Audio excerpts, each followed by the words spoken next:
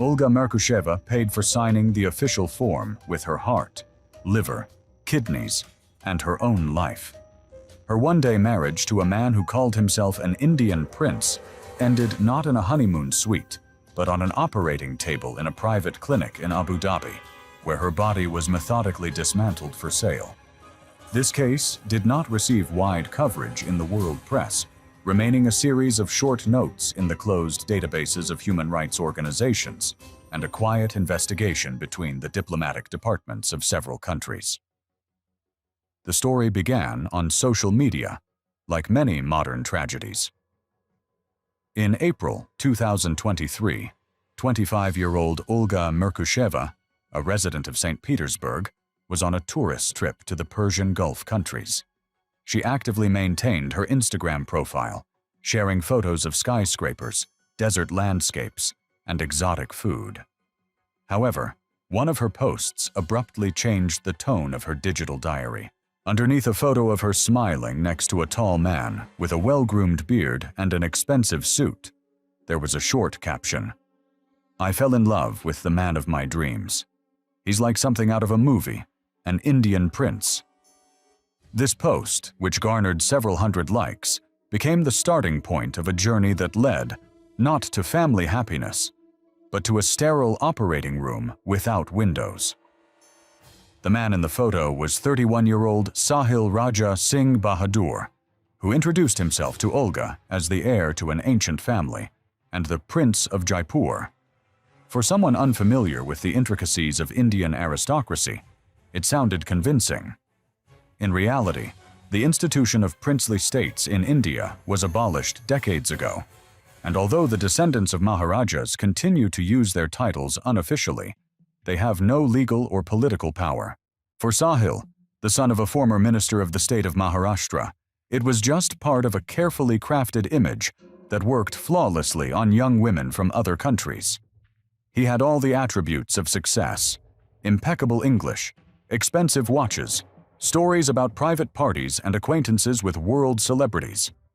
His stories were backed up by his family's real financial status, which made the lies almost indistinguishable from the truth. He invited Olga to Abu Dhabi, the capital of the United Arab Emirates, under a pretext she couldn't ignore, for an immediate wedding and the start of a life together. Judging by her messages to a close friend in St. Petersburg, Olga was convinced of the seriousness of his intentions. She described what was happening as a fairy tale: a gold ring with an impressive diamond, presented on the very first evening, a personal driver at the wheel of a black Rolls-Royce waiting for her at every exit, and a room at the Emirates Palace Hotel, a complex whose construction cost exceeded $3 billion, and which is known for its unmatched level of luxury. Her messages were full of delight and disbelief in her own happiness. She described the marble halls, the private beach stretching for over a kilometer, and the personal butler assigned to her suite. All this created the illusion of complete security and confirmed the status of her chosen one. The day after her arrival, on April 6th, the tone of her messages changed. In the morning, she sent her friend a short voice message, which would later become key evidence in the unofficial investigation into her disappearance. Olga's voice sounded muffled, with a mixture of excitement and poorly concealed anxiety. "Today we will be officially married according to Muslim traditions. I'm a little scared, but he said it's temporary, to legalize our relationship for the hotel." The explanation Sahil gave Olga was absurd from a legal point of view, but in an atmosphere of all-consuming luxury and trust in a man who seemed omnipotent, it apparently sounded plausible enough. That was her last message. After that, her phone stopped responding, and her Instagram account went silent. To the outside world, Olga Merkusheva had simply disappeared into the vastness of the richest city on the planet. The silence lasted 11 days. For her family and friends in Russia, it was an alarming but understandable silence. Olga could have been absorbed in a new romance, a trip, or preparations for a wedding in a foreign country. In a world where communication is instantaneous, her absence from the internet was noticeable, but did not yet cause panic. The real story at that time was unfolding not in instant messengers, but in the sterile corridors of the private Al Noor Specialty Hospital. This elite medical facility in Abu Dhabi, known for serving royal families and wealthy expatriates, values patient confidentiality above many formal protocols. It was here, away from prying eyes, that the system failed. A crack in the wall of silence appeared thanks to one of the junior resident doctors, Dr. Yahya Abbas. He initiated an internal investigation, which, according to his plan, was supposed to remain unnoticed. But information about it leaked out through an anonymous communication channel that he had established with a small international human rights organization. In his encrypted message, Dr. Abbas outlined facts that violated every conceivable medical and legal norm. According to him, the body of a young woman of European appearance was brought to the intensive care unit without any accompanying documents proving her identity. According to a verbal order from the clinic's management, she was to be registered as an organ donor after an accident. However, it was the details of this accident that aroused Abbas's suspicions. He noted two critical inconsistencies. First, the body wasn't delivered by an ambulance crew or the police, which is standard procedure for traffic accidents, falls from heights, or any other incident requiring emergency hospitalization. The patient was brought in a private car without medical identification marks, which entered the hospital grounds through the service entrance intended for staff and deliveries.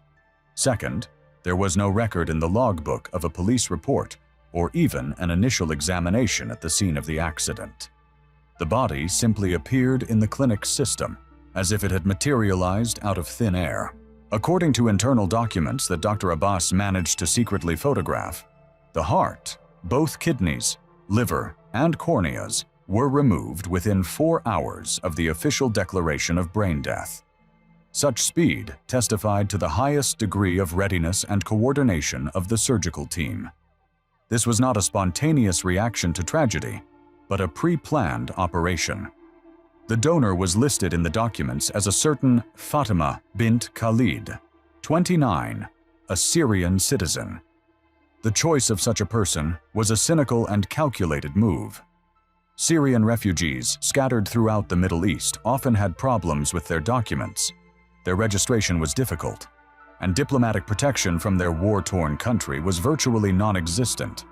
Such a woman could disappear, and no one would look for her. For the system, she was the perfect ghost. A formal fingerprint check yielded no matches with any of the databases of the Persian Gulf countries or Interpol, which only reinforced her status as unknown. However, it was Dr. Abbas's anonymous report that set off a chain of events. Human rights activists, having received the information, began their own investigation, comparing data on Fatima's arrival at the clinic with a database of female tourists who had recently gone missing in the region. They drew attention to the case of Olga Merkusheva, whose Instagram profile had gone silent during the presumed period. Using photos from her social media accounts, they were able to convey two key physical characteristics to their contacts in Abu Dhabi. A small but noticeable scar on the right side of her abdomen, left over from an appendectomy she had as a teenager, and a distinctive mole above her right collarbone, which was visible in many of her beach photos. A few days later, confirmation arrived. A source inside the clinic, risking his career and freedom, was able to access the body before it was prepared for cremation, and confirmed that the distinguishing features matched completely. The unknown Syrian woman, Fatima bint Khalid, and the missing Russian tourist Olga Merkusheva turned out to be the same person. The body, which was supposed to disappear without a trace, was given a name. And Olga's disappearance ceased to be just an alarming silence, and turned into a case of deliberate murder disguised as an act of medical donation. The identification of Olga Merkusheva's body became the key that allowed a glimpse into the well-oiled and ruthless mechanism operating in the shadows of the glittering facades of several Middle Eastern and Asian megacities.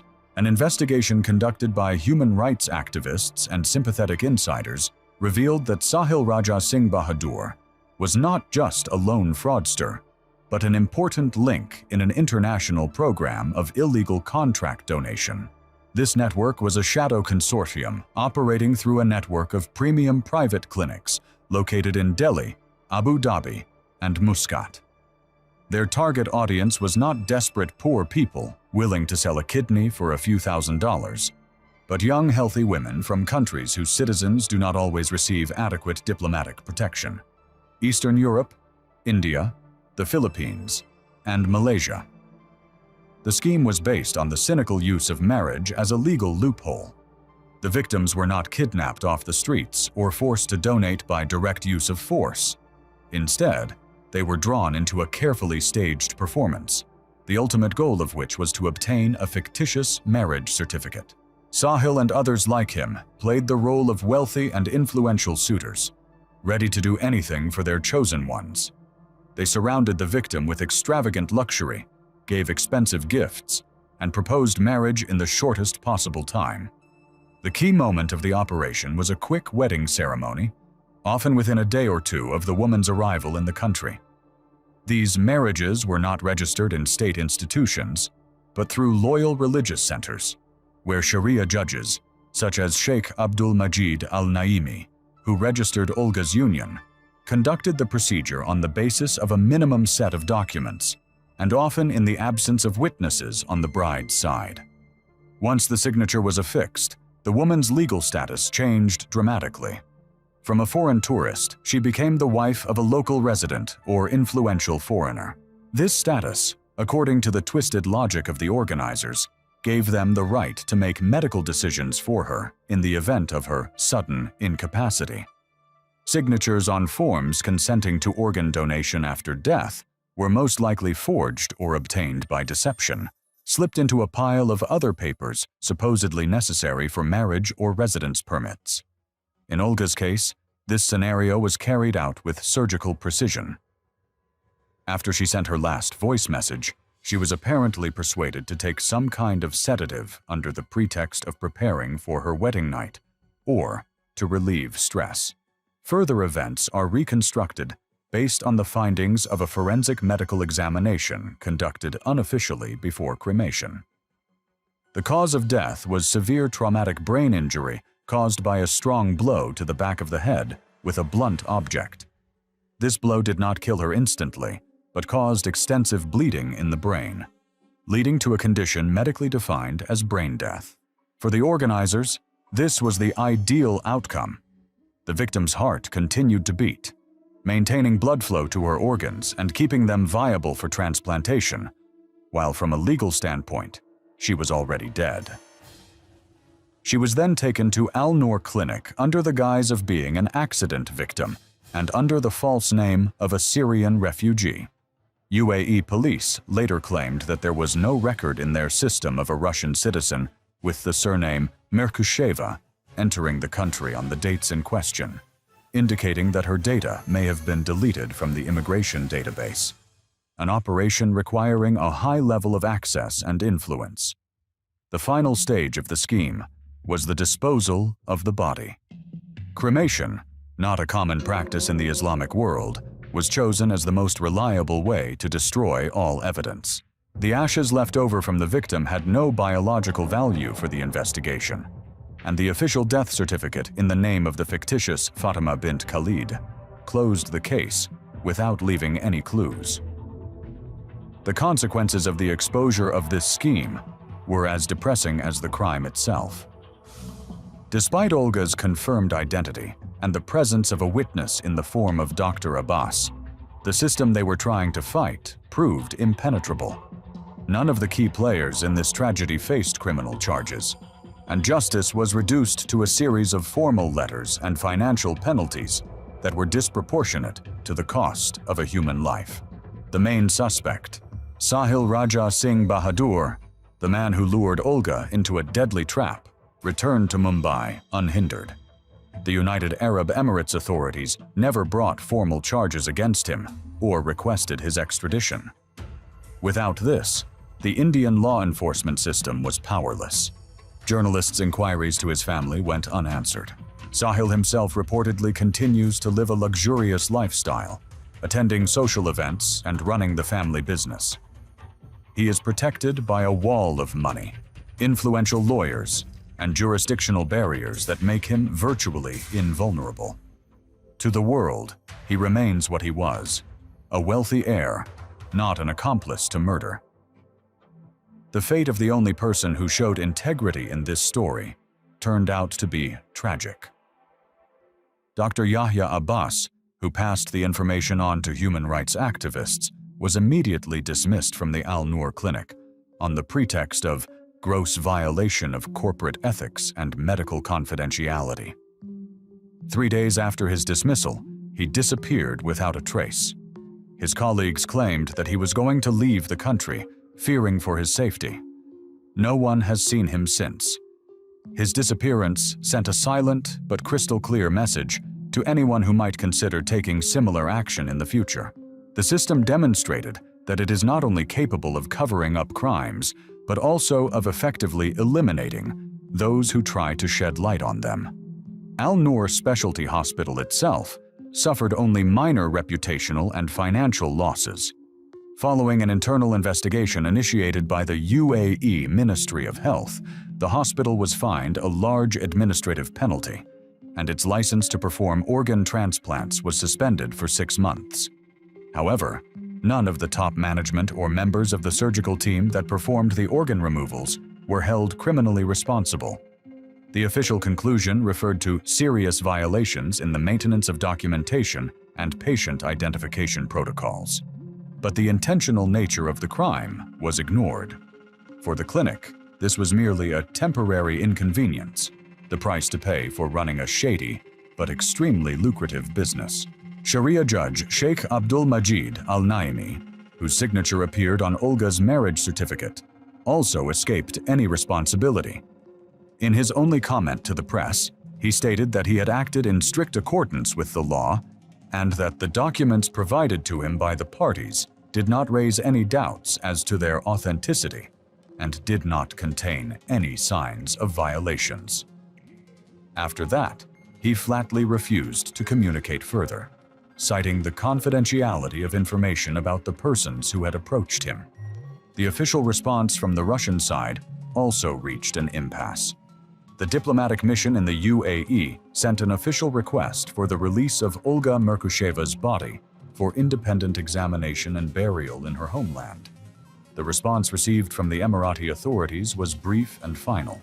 It stated that the body of a foreign citizen, registered as Fatima bint Khalid, was buried in accordance with Islamic traditions, as no relatives came forward to claim it within the established time frame. Therefore, further identification is impossible. This statement contained at least 2 false claims. First, the body was cremated, not buried, and second, her identity had been reliably established. Thus, Olga Merkusheva was erased twice, first physically, then in the documents. Her Instagram page was deleted, and her bank accounts, to which Sahil probably had access as her legal spouse, were emptied. The only material evidence of her last day was a photocopy of her marriage certificate, issued on April 6, 2023. On the paper, stamped with an official seal, the names of the husband and wife were written in Arabic script. In the bride column was written, Fatima al-Rashid, and next to it, in parentheses, a note in English, apparently made for internal reporting. Maiden name, Merkusheva. This entry became her epitaph, a legal document recording the transformation of a living person into raw material for nameless recipients. She believed in the fairy tale because its staging was flawless, a title, luxury, an instant marriage proposal. But behind this facade lay not love, but cold commercial calculation. In a world where human organs have a market value of hundreds of thousands of dollars, the most intimate human feelings, trust, hope, love, become commodities. They are used as bait. Olga's story is not a story of unhappy love. It is a story about how deadly dangerous an illusion can be, especially in the age of social media, where anyone can create an image of themselves as a prince. Criminal syndicates have learned to exploit this universal dream of a miracle, turning it into a well-oiled conveyor belt. Perhaps real princes do exist, but the story of Olga and many others who remain nameless serves as a stark reminder that in the 21st century, a fairy tale that seems too good to be true is most often a carefully planned trap, and the price for believing in it can be absolute.